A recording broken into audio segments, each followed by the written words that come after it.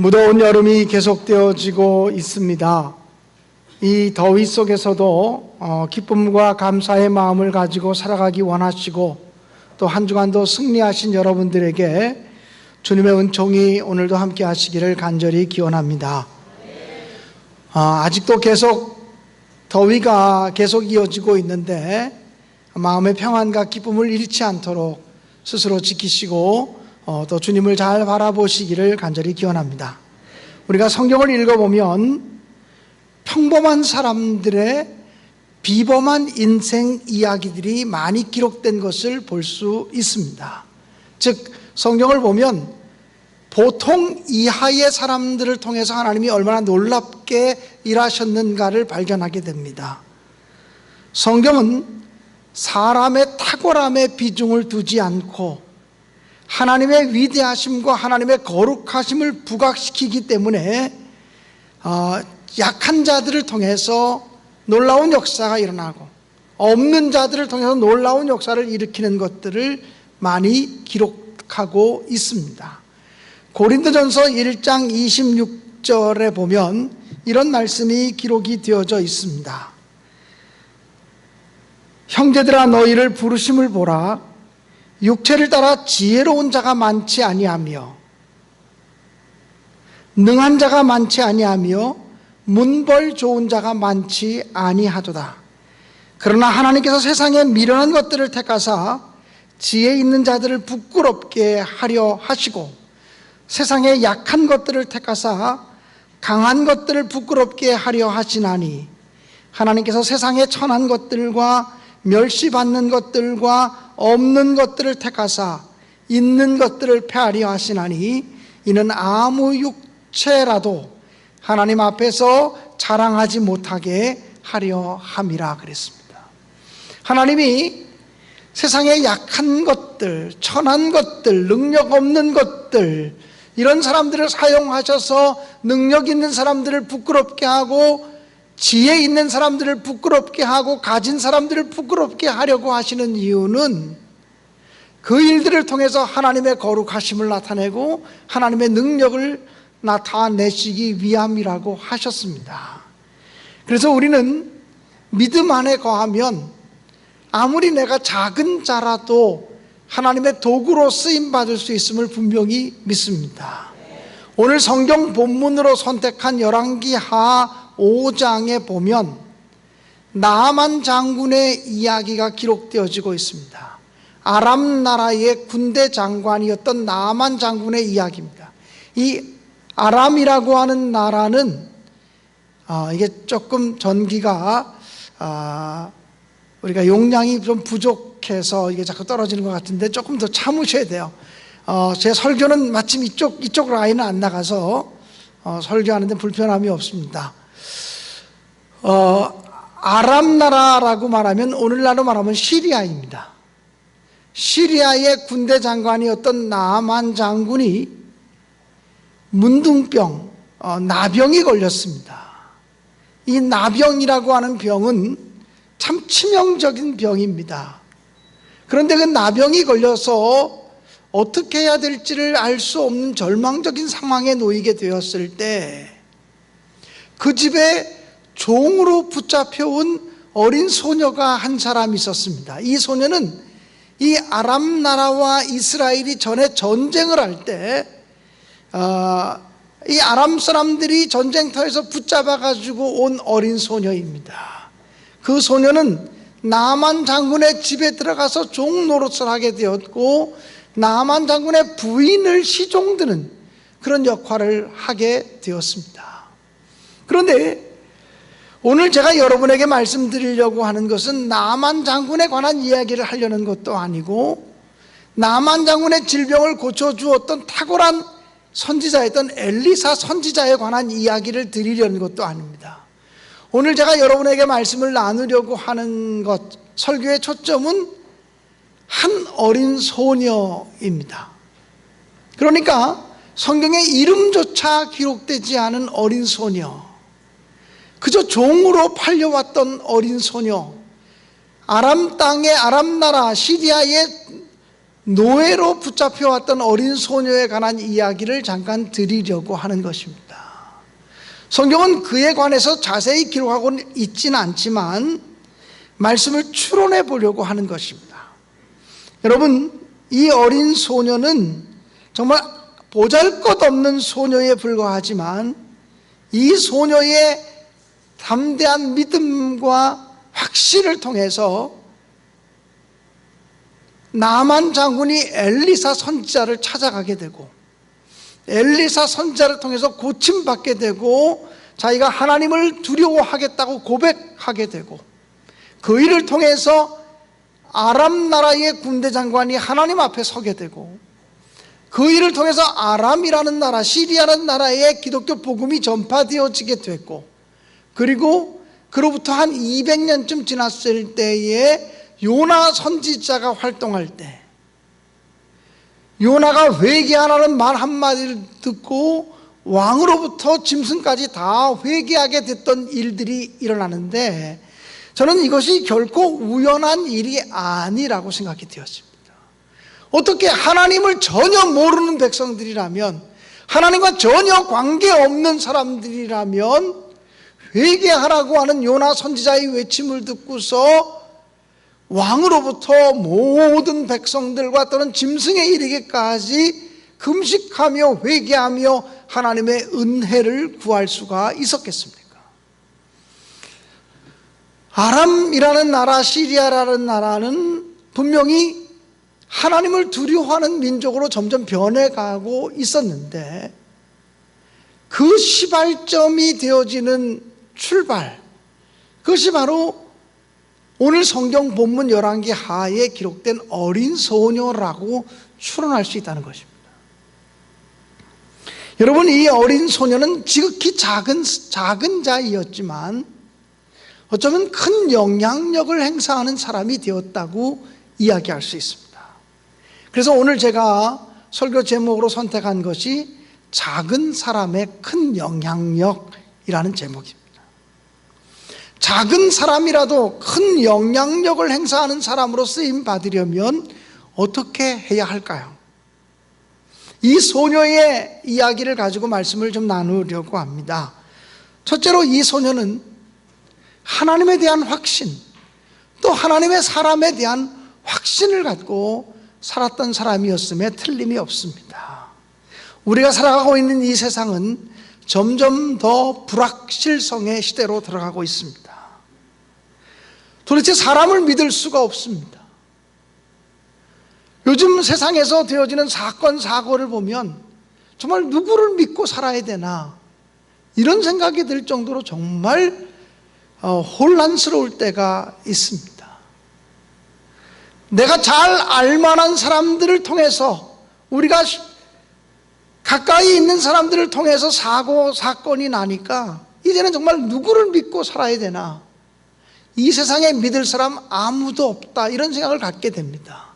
그러나 그럼에도 불구하고 우리는 홀로 살아갈 수 없는 세상이기 때문에 누군가를 신뢰하고 또 의지하며 사랑을 나누며 살아야 되는 것은 너무나 분명한데 이런 불확실성 시대를 살아가고 있는데 그래서 우리의 마음속에는 불안과 긴장감이 점점 고조되어지고 있는 이때 이런 때일수록 확신의 사람이 필요하다고 생각이 되어집니다. 오늘 성경 본문에 소개되어지는 이 여자아이는 자기 집 주인 나만 장군이 나병에 걸렸다는 사실을 알고서는 실의에 빠져있는 그 집 주인 부인에게 나만 장군의 부인에게 확신에 찬 말을 선포합니다. 주인 어르신께서 우리나라에 있는 엘리사 선지자를 만나면 문제가 해결될 것입니다. 여러분, 이것은 죽음을 내건 발언이라고 생각이 되었습니다. 만일 엘리사 선지자를 찾아갔는데 낫지 않는다면 능지처참당할 일이 아니겠습니까? 그런데도 이 작은 소녀 아이는 아주 분명하고 확실하게 말합니다. 하나님의 사람을 만나면 나병쯤은 거뜬히 나을 수 있다. 우리 주인께서 하나님의 사람 앞에 서셨으면 좋겠다라고 이야기합니다.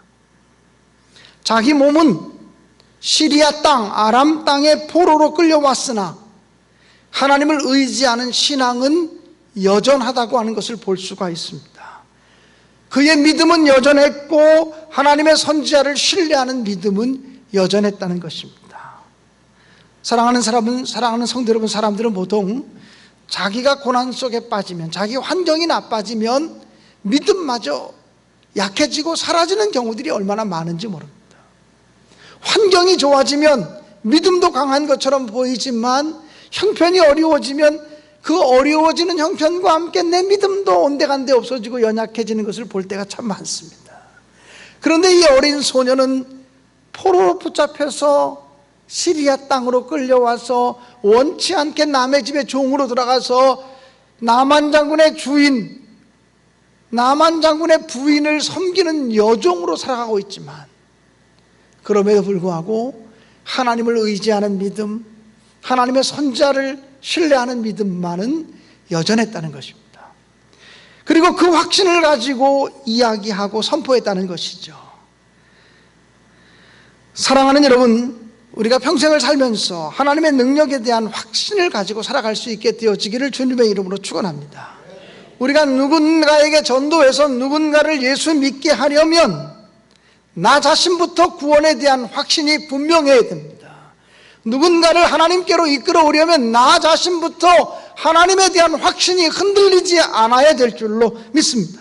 하나님의 은혜에 대한 확신, 하나님의 사랑에 대한 확신, 하나님의 인도하심에 대한 확신, 하나님의 기도 응답하심에 대한 확신, 하나님의 승리를 주심에 대한 확신이 흔들리지 않게 되어지기를 간절히 기원합니다.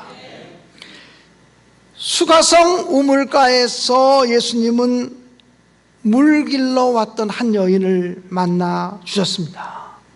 그 여인은 과거가 굉장히 복잡한 여인이었고 5명의 남편과 더불어 살았던 경험이 있고 지금 6번째 남편과 살고 있는, 정말 그의 과거가 매우 복잡한 그런 여인이었습니다. 그래서 그 여인은 사람들의 눈초리를 피해서 우물가에 나와야 했고, 너무나 뜨거운 태양이 내리쬐는 정오쯤, 아무도 물 길러 오지 않는 시간에 그는 물을 길러 수가성 우물가로 갔습니다. 사람들을 만나는 것보다는 뜨거운 태양, 장렬하는 태양 밑에서 땀 흘리며 물을 깃는 것이 낫다고 생각했던, 철저히 소외되고 고립되었던 여인이었습니다. 그런데 그 여인이 예수님과의 대화를 통해서 예수님을 만나게 됩니다. 그리고는 동네 마을로 뛰쳐내려가서 사람들에게 이야기합니다. 내가 메시아를 만났다.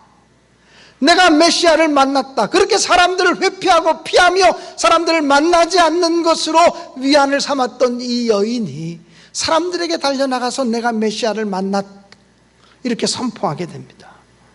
그리고 동네 사람들이 그 여인의 확신에 찬 외침을 듣고 예수를 만나러 오는 장면이 요한복음 4장에 기록이 되어져 있습니다. 19세기의 미국의 유명한 전도자였던 D.L. 무디 목사님은 이렇게 얘기했습니다. 너 자신을 믿어보라. 반드시 실망할 때가 올 것이다. 친구를 믿어보라. 어느 날 죽거나 이별할 때가 올 것이다. 명예나 돈을 믿고 살아보라. 어느 날 사라져버리고 말 것이다. 예수 그리스도를 믿어보라. 후회 없는 삶을 살 것이요 영원한 생명을 얻을 것이다 라고 이야기했습니다. 여러분, 확신이 있는 사람은 말이 길지 않아도 좋습니다. 확신이 있는 사람은 삶이 복잡하지 않습니다. 단순합니다. 그러나 호소력이 있습니다. 예수님을 만났던 안드레는 자기 형 베드로를 찾아가서 내가 메시아를 만났다 아주 간단하게 얘기해서 확신에 찬 표정으로 얘기함으로 베드로를 예수님께로 인도합니다. 예수님의 제자 빌립은 자기 친구 나다나엘을 찾아가서 예수께로 와 보라 이렇게 한마디 합니다. 와 보라.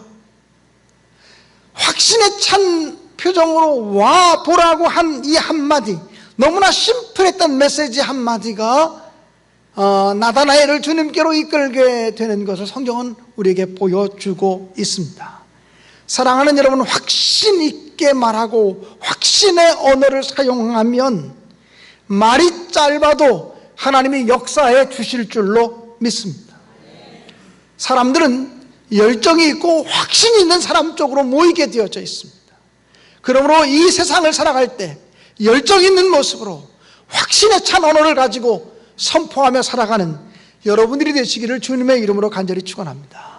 바울 사도는 내게 능력 주시는 자 안에서 내가 모든 것을 할 수 있다고 선포하며 살았고, 그리고 그를 통해서 놀라운 역사가 이루어진 것을 볼 수 있습니다. 여러분도 절대 적극, 절대 긍정의 사람이 되시고 확신의 언어로 승리하는 믿음의 사람 되시기를 주님의 이름으로 축원합니다. 두 번째로, 작지만 큰 영향력을 행사하는 사람이 되어지려면 신임 받는 사람이 되어야만 합니다. 오늘 성경 본문에 등장하는 이 여자아이, 어린 소녀, 신분이 하녀였던 그 어린아이는 아마 종으로 붙잡혀 와서 나만 장군의 부인을 시종드는 역할을 했지만, 나만 장군의 부인이 그 어린 소녀의 말을 귀담아 들을 수밖에 없었던 것은, 그 어린 소녀가 비록 종으로 붙잡혀 와서 원치 않는 환경에서 일하게 되었지만 짧은 시간 동안에 신임받는 사람이 되었던 것을 우리가 상상할 수가 있습니다. 평상시의 신뢰도가 결정적인 순간에 설득력을 갖게 되는 것입니다. 평상시에 신이 없는 사람이고 신뢰성을 쌓지 못한 사람이라면 결정적인 순간에 아무리 진실을 이야기해도 사람들이 그의 이야기를 들어주지 않습니다. 그러나 평상시에 신뢰심을 가지고 성실하게 살아가는 사람이라면 결정적인 순간에 그 사람의 말 한마디는 영향력 있는 말이 되어줄 것이라고 저는 분명히 믿습니다. 이 어린 여하인을 통해서 들었던 이야기를 나만 장군의 부인은 자기 남편 나만에게 이야기하고, 자기 남편은 그 이야기를 시리아의 왕, 아람 나라의 왕에게 가서 이야기합니다. 우리 집에 있는 어린 여종이 이러하게 얘기하더이다. 그래서 제가 그 아이의 말을 의지하고 그 아이의 말을 믿고 이제 이스라엘 땅에 가서 선지자를 만나야 되겠습니다라고 얘기하는 장면이죠. 사랑하는 여러분, 이런 것들이 바로 관계 전도의 표본이라고 생각합니다. 확신 있고 신뢰심을 갖고 있는 사람이 한마디 하면 그 말을 듣고 또 그 말을 누가 얘기하고, 그 말을 듣고 또 누가 얘기해주고, 누가 그러더냐? 아, 그 사람이 그랬어. 아, 그 사람이 한 말이 하면 틀림없지. 누가 그랬어? 아, 그 사람이 그랬다 그러더라. 아, 그래? 그럼 됐어. 여러분, 이 정도 돼야 신임받는 사람으로 살아가는 것 아니겠습니까? 제가 어렸을 때만 해도 어르신들이 이런 얘기를 참 많이 했습니다. 사람이 그러면 못 써. 사람이 그렇게 사는 거 아니야. 자녀들을 가르칠 때도 공부 열심히 하라, 뭐 이런 얘기들도 물론 하셨습니다마는 사람이 그러면 못 쓴다, 사람이 그러는 거 아니다, 사람의 도리에 관해서 아주 짧지만 분명하게 사람이 그러면 안 돼, 사람이 그러면 못 써, 사람이 그렇게 사는 거 아니야, 이런 얘기를 참 많이 했던 것 같아요. 그런데 요즘 사람이 그러면 안 돼, 사람이 그러면 못 써, 이런 얘기들을 잘 하지 않는 시대에 우리가 살고 있다는 생각이 들었습니다. 사랑하는 여러분, 작은 사람이라도 영향력 있는 사람으로 쓰임 받으려면 신임 받는 사람이 되어야 그렇게 쓰임 받을 수 있다고 저는 분명히 믿습니다. 가끔 제가 군대 생활할 때의 이야기를 간증 삼아 하는데요, 우리 오늘 박 의원님께서 우리 박홍근 권사님이 기도하셨습니다만 황진아 의원, 지금은 이번엔 국회의원이 안 됐지만 황진아 의원을 잘 아실 겁니다. 이 황진아 의원이 예전에 제가 그 20대 때 58 포병대대에서 군대 생활할 때 저희 부대 대대장이셨습니다. 그분은 육사 25기 출신이고, 그리고 그분은 전두환 대통령 조카 사위였습니다. 그리고 그분은 영어를 정말 군인이지만 영어를 정말 잘하는 사람이었고, 제가 볼 때 굉장히 핸섬하고 똑똑한 군인이었습니다. 그런데 그 황진아 그 대대장, 그분이 제가 그분을 찾아가서 아주 단도직입적으로 나를 대대장님의 특별 참모로 임명하십시오. 대대장님에게 정직한 보고를 드릴 수 있는 사람은 이 대대에서 저밖에 없습니다. 왜냐하면 제가 그리스도인이기 때문에 그렇습니다 라고 아주 당돌하게 얘기를 했습니다. 저는 정말 영창갈 각오를 하고 그렇게 얘기를 했습니다. 근데 그분이 대대장님에게 정직한 보고를 드릴 수 있는 사람은 이 부대에서 한 사람밖에 없습니다. 그건 김광현 저밖에 없습니다. 왜냐하면 제가 그리스도인이기 때문에 정직한 보고를 드릴 수 있습니다 라고 얘기하면서 저를 대대장님의 특별 참모처럼 활용하십시오 이렇게 얘기할 때 그분이 너 마음에 든다 이렇게 말하면서 저와 일주일에 한 번씩 군종사병과의 면담 시간을 일주일에 1시간 이상씩 가졌습니다. 매주 목요일 날 오전 10시, 10시 반 이 시간이었습니다. 그리고는 그분이 인사과장한테 명령해서 군종사병을 통해서 내가 많이 듣고 배우고 싶으니까 오히려 군종사병이 사병이지만 나에게 많은 가르침을 줄 수 있는 사람이라고 내가 대화를 통해서 발견했으니까 군종사병을 만났으면 좋겠다고 일주일에 한 번씩 1시간 이상 그분과 대화를 나누었습니다. 제가요 그분과 대화하다가 어느 중대 암흑의 사병이 부모님이 돌아가셔서 매우 힘들어합니다. 이럴 때 1박 2일이라도 2박 3일이라도 짧게 휴가라도 주고 외박이라도 주면 참 용기를 얻을 수 있을 것 같습니다.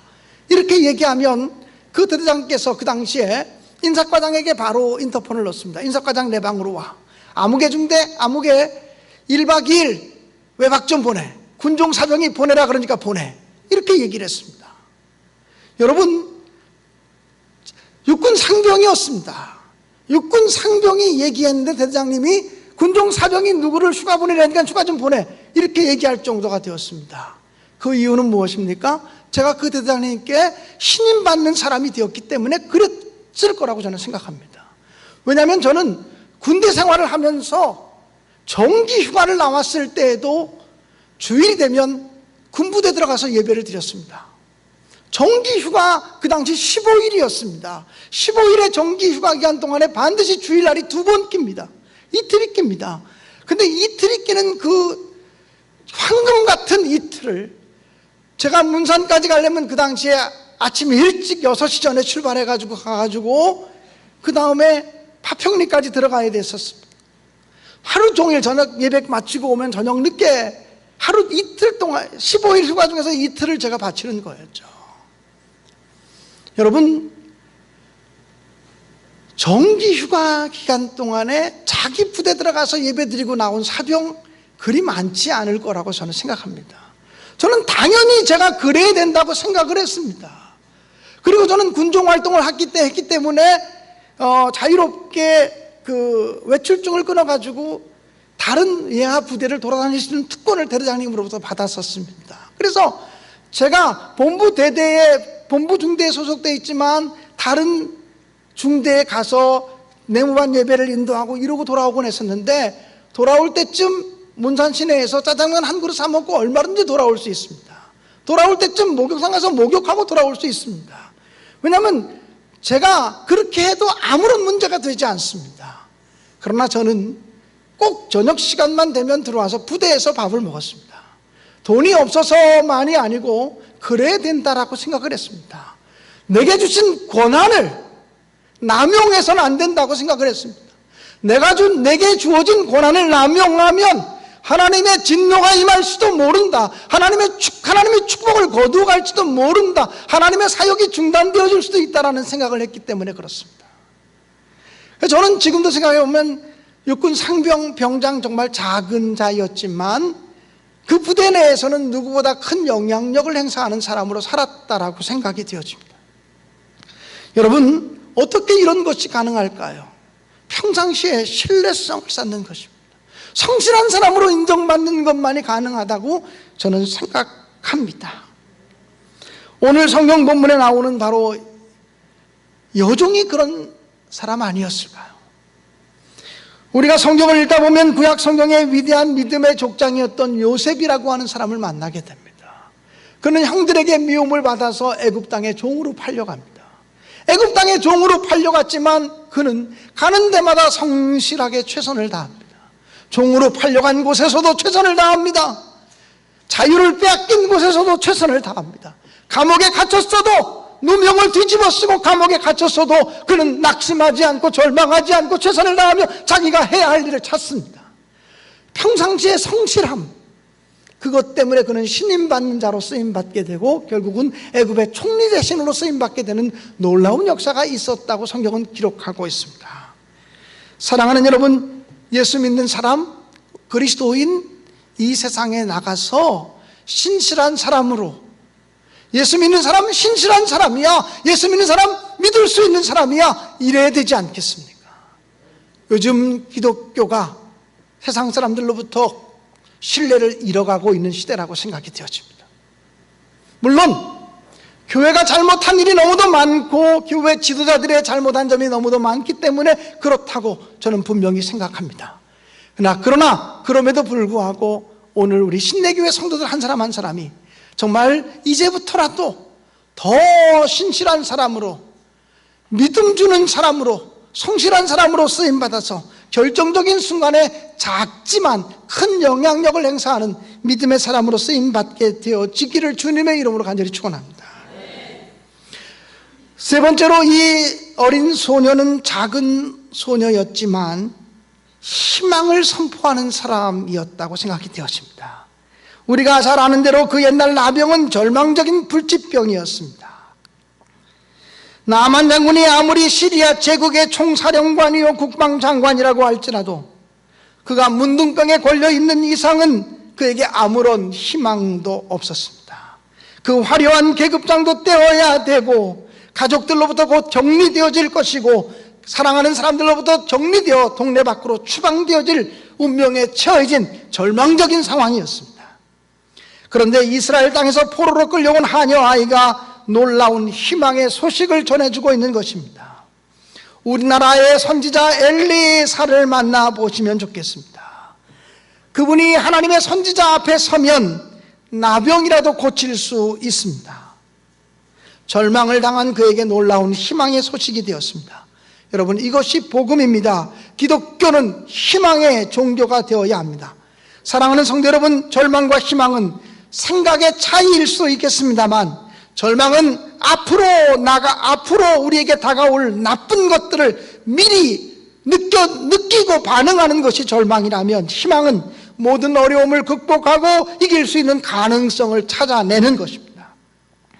그래서 인생의 삼중고 속에서도 역사의 거인이 되었던 헬렌 켈러는 희망은 사람을 성공으로 인도하는 신앙이다 라고 이야기를 했습니다. 성공하는 사람들은 누구나 공통점이 있습니다. 첫째는 절대로 낙심하지 않는다는 것입니다. 둘째는 반드시 끝까지 해낸다는 것입니다. 셋째는 결코 희망을 포기하지 않는다는 것입니다. 사랑하는 여러분, 요즘 우울증에 걸린 사람들이 많고 우울증에 걸린 사람들은 스스로 고립되어 자살하는 경우들이 얼마나 많은지 모릅니다. 여러분, 성공하는 사람들의 특징, 낙심하지 않습니다. 반드시 아무리 힘들고 어려운 일이 있어도 포기하지 않고 끝까지 감당해냅니다. 끝까지 희망을 포기하지 않습니다. 이런 믿음의 사람들 되시기를 주님의 이름으로 간절히 축원합니다. 사울 왕은 팔레스타인의 골리앗 장군 앞에서 절망했기 때문에 패배자가 되었고, 다윗은 어린 소년이었음에도 불구하고 여호와 하나님의 능력을 믿는 사람이었기 때문에 역사의 거인이 되어진 줄로 믿습니다. 성경에 나오는 모든 믿음의 사람들은 희망의 사람입니다. 절망할 수밖에 없는 상황 속에서, 낙심할 수밖에 없는 상황 속에서, 죽음을 맞닥뜨리고 있는 그런 정말 삶의 막다른 골목 앞에서도 희망의 줄을 놓지 않았던 사람입니다. 믿음의 사람들은 이스라엘 백성들 앞에서 언제나 희망을 선포했던 사람들입니다. 하나님이면 하실 수 있습니다. 하나님이 하실 수 있습니다. 하나님의 능력이 이루실 것입니다. 하나님의 능력이 죽음까지도 회복시키실 것입니다. 어떤 질병도 하나님 앞에서 극복되어질 것입니다. 어떤 문제도 하나님 앞에서 극복되어질 것입니다 라고 선포했던 희망의 사람들이었습니다. 그러므로 저는 우리 신내교회 모든 성도들이 절대 희망의 사람, 절대 긍정의 사람이 되시기를 주님의 이름으로 간절히 축원합니다. 제가 지난주에 우리 장로님들과 성경 공부를 하면서 그런 얘기를 했습니다. 이제 우리가 기도할 때 두 가지 단어를 꼭 넣어서 기도하자. 하나는 일치된 순종으로 주님을 섬기는 교회가 되게 해달라고 기도하자. 둘째는 절대 긍정의 사람, 적극적인 믿음의 사람이 되게 해달라고 기도하자. 이렇게 서로 얘기했습니다. 그래서 장로님들과 함께 기도할 때는 늘 그 문구를 넣어서 기도하자고 이야기를 했습니다. 여러분들도 기도할 때 절대 긍정의 사람이 되도록 기도하시고, 절대 희망의 사람이 되도록 기도하시고, 그리고 하나님께 일치된 순종으로 하나님을 섬기는 교회가 되게 해달라고 기도할 수 있게 되어지기를 주님의 이름으로 간절히 축원합니다. 여러분, 우리 그렇게 대단한 사람들 아닙니다. 우리 그렇게 위대하고 뛰어난 사람들 아닙니다. 그러나 하나님은 작은 사람이라도 큰 영향력을 가지는 사람으로 쓰실 수 있습니다. 우리가 정말 작지만 크게 쓰임받는 믿음의 사람, 작은 사람이지만 큰 영향력을 행사하는 사람으로 쓰임받게 되기를 주님의 이름으로 간절히 축원합니다. 기도하겠습니다. 하나님 감사합니다. 우리 한 사람 한 사람이 확신을 가지고 살게 하시고, 신임받는 자로 살아가게 하시고, 희망을 선포하는 자로 살아갈 수 있게 도와주시기 원합니다. 십자가와 부활보다 더 큰 희망이 없음을 믿사오니 예수 그리스도의 십자가와 부활을 증거하게 하셔서 절대 희망의 사람, 절대 긍정의 사람으로 승리하도록 역사하여 주시옵소서. 존귀하신 예수님의 이름으로 기도드리옵나이다. 아멘.